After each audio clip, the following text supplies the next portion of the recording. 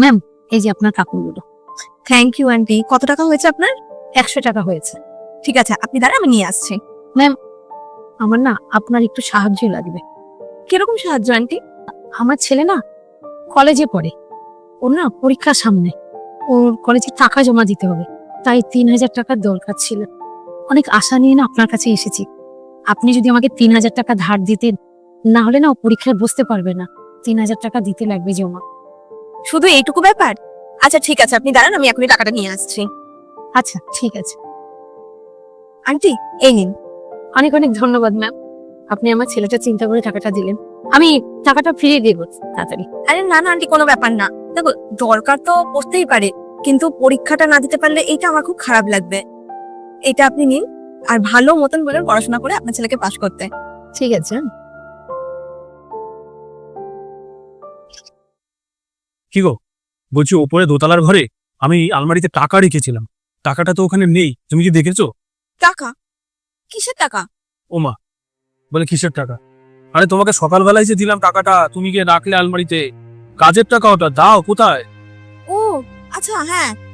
আরে সকালবেলা আজকে আমরা যে আয়রন করতে দিয়েছি কাকিমা, উনি এসেছিলেন, ওনার 3000 টাকা দরকার ছিল, তো আমি ওই টাকাটা ওনাকে দিয়ে দিয়েছি।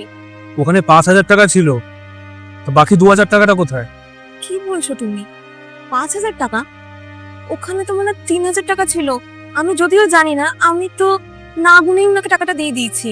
বাহ, ওখানে 5000 টাকা ছিল, তুমি ওনাকে 5000 টাকা দিয়ে দিলে, তো আবার না গুনে? কি বলবো, উনি কি আর টাকাটা রিটার্ন দেবে তোমাকে? তোমার কি মনে হয় উনি এখন দেখো ওই 5000 টাকা নিয়ে নিজের কাছে রেখে দিয়েছে? ওনার তো লাভই হয়ে গেল না, 3000 টাকা চেয়েছে, 5000 টাকা পেয়ে গেল, কোনোদিন আর ফেরত দেবে না তোমাকে। কি বলবো তোমাকে, আর সত্যি মানে আমি বুঝে উঠতে পারছি না, এত কষ্ট করে 4টে পয়সা ঘরে নিয়ে আসি, সেটাও তুমি গরিবদের মধ্যে দান করে দাও। তুমি কি যে বলো না অভি, উনি ওরকম মানুষ না, উনি খুব ভালো মানুষ। তুমি দেখো, উনি ঠিক এসে টাকাটা ফেরত দিয়ে যাবে।